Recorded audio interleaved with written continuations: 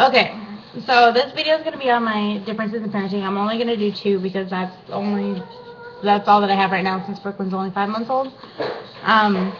If Brooklyn would have been a boy, she would not be circumcised. Kenneth is circumcised. I did some research before I had Kenneth and made the decision to circumcise him. However, after he had already had the procedure, I did a lot more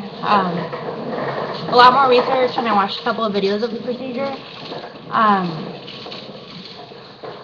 I will never get another little boy circumcised. If we ever do have another child and it's a boy, he will not be circumcised. And I'm going to need all the help in the world because it's going to be World War III in my house. My husband is 100% for circumcision. He's circumcised and he believes that it's a lot cleaner. I, however, have actually done the research, and I believe that that's a decision that should be left up to the child, and I feel really guilty for taking that decision away from my son. The decision to circumcise is not one that can be reversed. However, if I wait and let him decide, then he can make that decision for himself. It is, after all, his penis and not mine, so I have no idea what persuaded me to get him circumcised. I think maybe it was just because it was easier than fighting with my husband over it. I do regret that decision 100%. With Kenneth, he doesn't have any problems from his circumcision that I care to talk about, but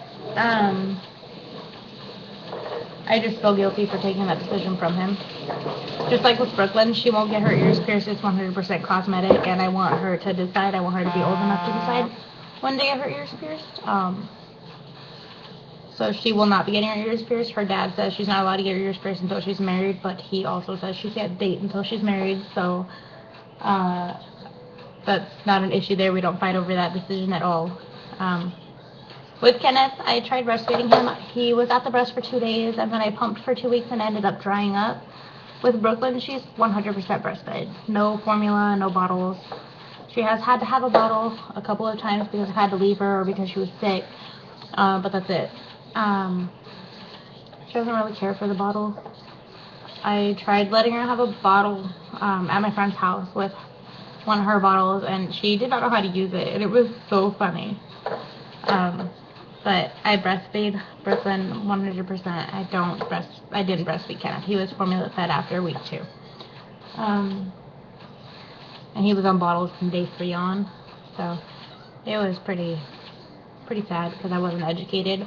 However, I'm more educated, and I'm now currently attending college classes to become a lactation consultant because I just love breastfeeding. I am 100% for the breast. Breast is best in my opinion, and I've had both a formula-fed and a breastfed baby, so I'm 100% for breastfeeding. If you can't breastfeed, that's fine. If you don't want to, that's your decision, but I just think that breast is best, and I don't see why I would give Brooklyn second best if breastfeeding's working out.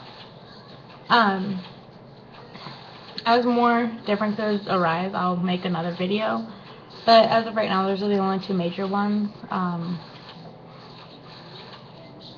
that is happening currently. Next week I'll be making another video. If you have any suggestions, just leave them in the comment box. Bye.